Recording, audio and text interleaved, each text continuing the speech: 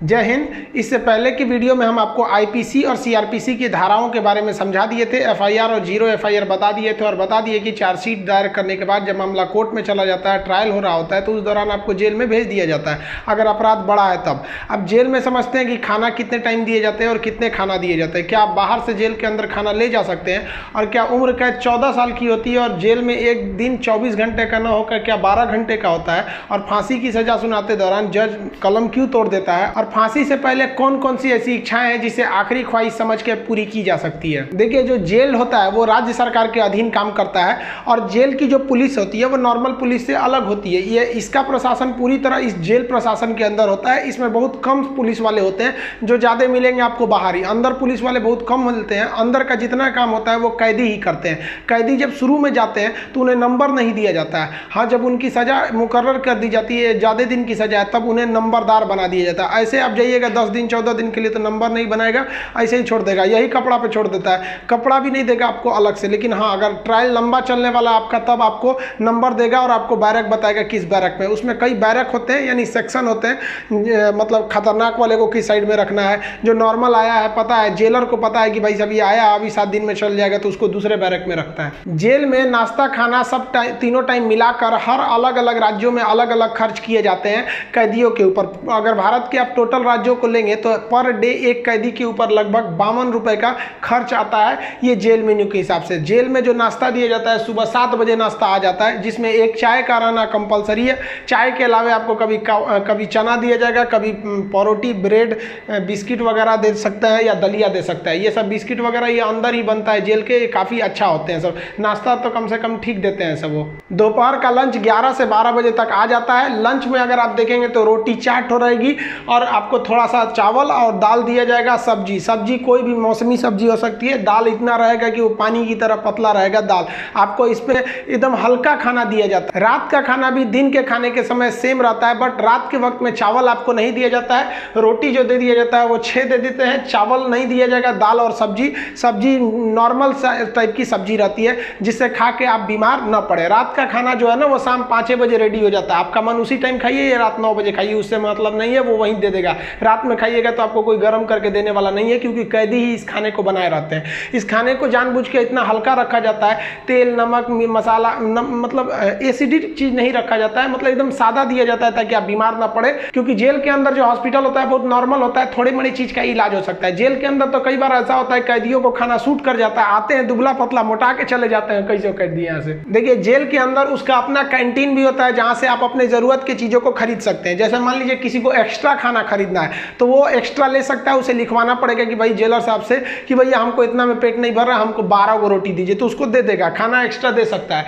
आप चाहते हैं कि बाहर से मंगवा दे, घर से खाना मंगा दे, तो इसके लिए भी लिखवा के मंगाना पड़ेगा। लेकिन ये क्या होता है कि आपको बार बार अलाउ नहीं किया जाएगा। खाना आएगा तो वो भी चेक किया जाता है, बार बार अलाउ नहीं करेगा। हाँ, लेकिन घर से जो मिलने उलने जाते हैं लोग, अचार सलाद उलाद का सामान दे देते हैं, क्योंकि आपको जब चटनी अचार ये सब वहाँ पे नहीं मिलता है। वहाँ जब जाइएगा तो आपको बर्तन वर्तन खरीदना पड़ेगा, प्लास्टिक के चम्मच वगैरह रहते हैं सब, नहीं तो ऐसे दे देगा स्टील का तो घोप घाप देगा सब अपने में, सब वहाँ छाटले पहुँचता है सब। वहाँ की कैंटीन से आप खरीद सकते हैं, आपके पास पैसे रहने चाहिए और आपकी फैमिली से भी जो सामान आता है आप उस सामान को रख सकते हैं। देखिए, जब आप जेल में जाते हैं तो जेन्युइन आप कुछ पैसे लेके जाते हैं, और अगर लंबे दिन तक रह गए तो जो आपसे मिलने जाता है वो भी पैसे आपको दे देता है। लेकिन इस पैसे का मिसयूज हो सकता है। जो आपसे सीनियर कैदी हैं सब ना, जो मरखा टाइप का छीन लेंगे सब पैसा। तो इसको बचने के लिए क्या किया गया है कि जो जेल है, जेल का अपनी करेंसी होती है। ये भारत सरकार वाला रुपया RBI वाला नहीं चलता है, वहाँ कूपन चलता है। ये कूपन जो होते हैं, आपके पैसे को कूपन में बदल दिया जाता है, तो आपकी करेंसी कूपन में बदल दी जाएगी और आप मैक्सिमम 2000 रुपए का ही कूपन रख सकते हैं। वो कूपन आपको 2 रुपए का मिलेगा, 5 रुपया, 10 रुपया, 20 रुपए का, इसी टाइप का कूपन मिलेगा।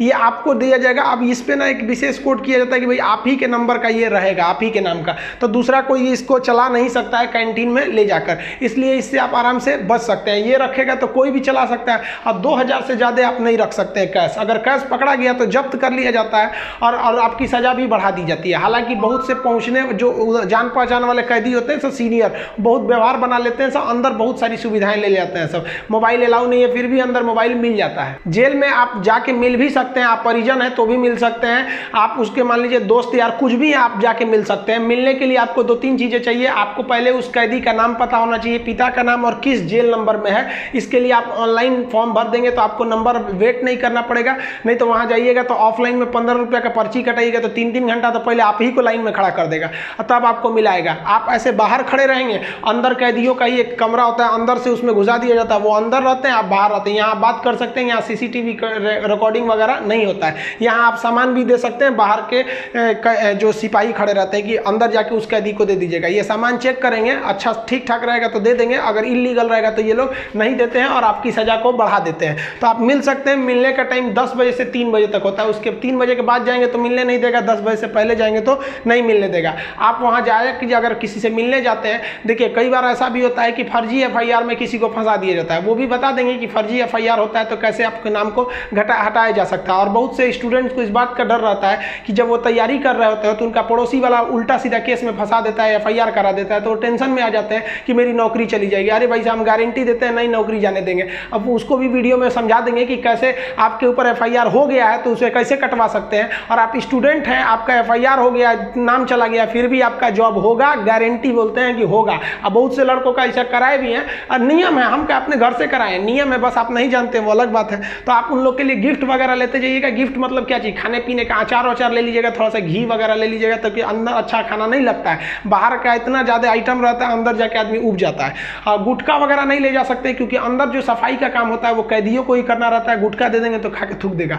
पहुँच वाले सब गुटखा खाते हैं, सब सिगरेट अलाउ है, ये सब चीज़ें अलाउ है, बस गंदगी वाला चीज़ नहीं। हम तो कहते हैं भाई जब हर चीज़ अंदर अलाउ है, बस आपका पहुँच होना चाहिए। अगर आपके पास पैसा और पहुँच है ना, तो जेल और बाहर में कोई खास फर्क नहीं समझ में आएगा। ऐसे नॉर्मल वालों के लिए सारे नियम कानून है। अब मिलने का मतलब ये नहीं कि डेली मिलने जा रहे हैं, हफ्ते में आपको 3 बार ही मिलने दिया जाएगा, और बड़ा अपराधी है तो 2 बार, कई को तो हफ्ता में 1 बार अलाउ करता है। अब कुछ ऐसे भी अपराधी रहते हैं बहुत खतरनाक, उनको अलाउ नहीं करता है मिलने। तो ऑन एन एवरेज आप हफ्ते में 3 बार किसी से जाके मिल सकते हैं। 15 से 20 रुपए की आपको रसीद लगेगी मिलने के लिए। जेल के अंदर स्टडी रूम होता है, वहां जाके आप आराम से पढ़ाई कर सकते हैं। लाइब्रेरी तो इतना अच्छा होता है कि उतना अच्छा इसे आपको नॉर्मल लाइब्रेरी नहीं मिलेगी। आप वहां से अंदर जाके पढ़ाई भी कर सकते हैं। इग्नू से आपको सर्टिफिकेट दे दिया जाएगा, आपका एग्जाम वगैरह भी होगा, आप वहां से पढ़ाई कर सकते हैं। सो जो आप बाहर में पढ़ाई नहीं किया मार काट करके अंदर जाएगा, लेकिन हाँ हम उसमें पढ़ते हुए भी देखे हैं। जेल के अंदर हर एक कैदी को खुद ही काम करना होता है, क्योंकि अंदर सिपाही कम रहते हैं। मार धार करिएगा, खूब पिटा जाइएगा ना तो आके छोड़ा देंगे सब। अंदर शांति से रहना चाहिए। अंदर भी, जेल के अंदर भी ना ग्रुप होता है, वो उसके ग्रुप का है, वो उसके ग्रुप का है।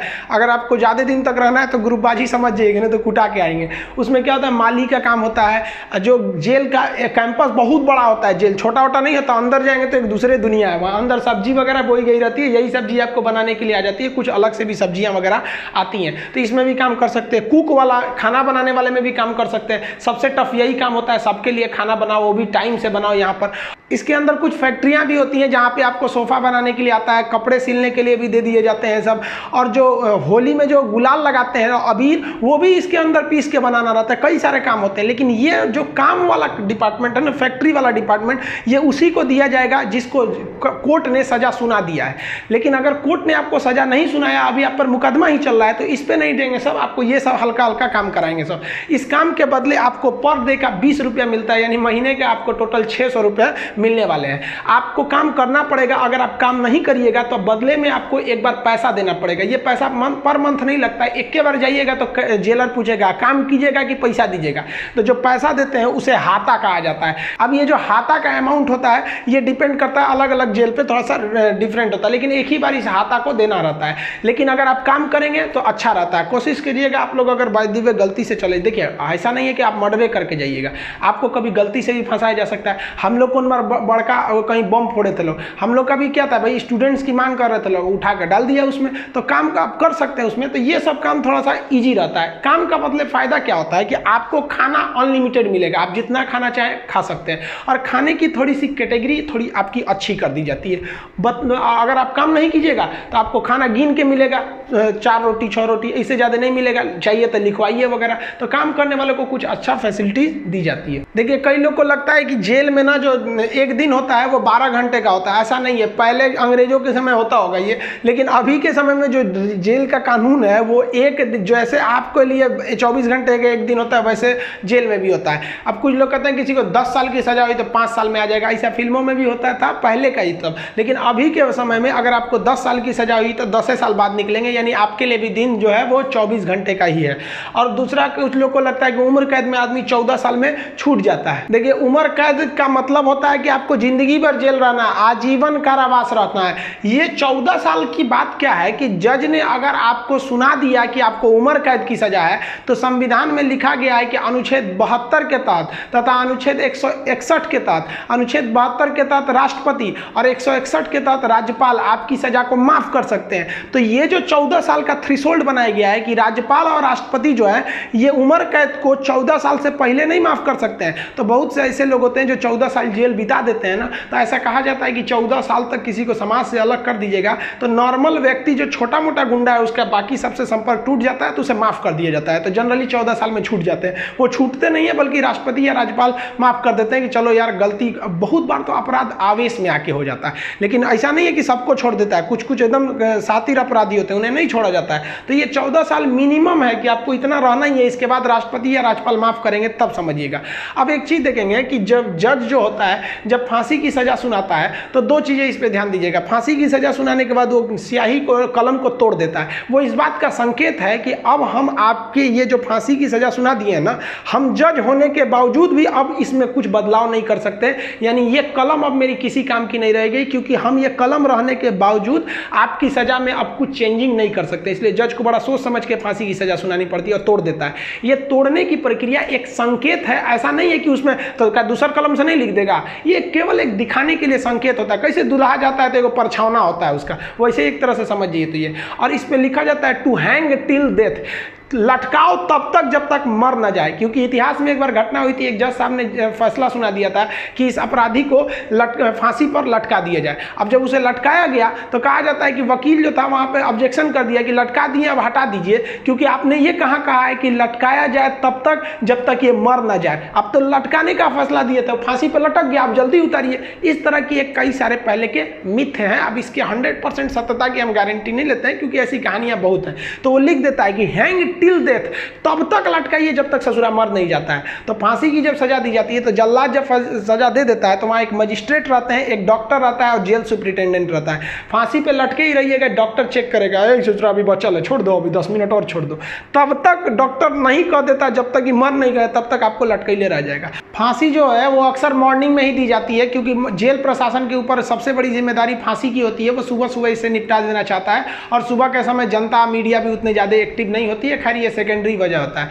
फांसी घर में जब कैदी को लाया जाता है तो जल्लाद इस कैदी का चेहरा नहीं देख पाता है, क्योंकि पुलिस पहले ही उसके चेहरे को काले कपड़े से ढक देते हैं। जल्लाद जो होता है उसे काले कपड़े में पहना के फिर फांसी पर लटकाता है। इसे कपड़े ढकने का एक और रीजन है कि जब फांसी लगाई जाती है, किसी को फांसी दिया जाता है, तो उसके आंख वगैरह काफ़ी मतलब तड़पता है, तो एक होता है ना कि थोड़ा सा खराब लगेगा उस वजह से। तो यहाँ पर जो जल्लाद होता है इसे पहले ही, इसको फांसी लगाने से पहले इसे कपड़ा ढक के इसको लटका दिया जाता है। लटकाने से पहले इसे जब फांसी देना होता है तो उससे पहले इससे पूछी जाती है आखिरी ख्वाहिश। यहाँ वो अपने पसंद का खाना खाने को कह सकता है, अपने रिश्तेदारों से मिल सकता है, या कोई धार्मिक ग्रंथ कह सकता है कि हम उसको पढ़ना चाहते हैं। इससे ज़्यादा उसकी कोई ख्वाहिश नहीं पूरी की जाएगी। ऐसा नहीं कहेगा कि हमको मर्सिडीज में घुमा दीजिए, ये मरने वाला होता है, इसकी ख्वाहिश क्या बची रहती है। इन सबको तो अपने तबीयत खराब हो जाता है।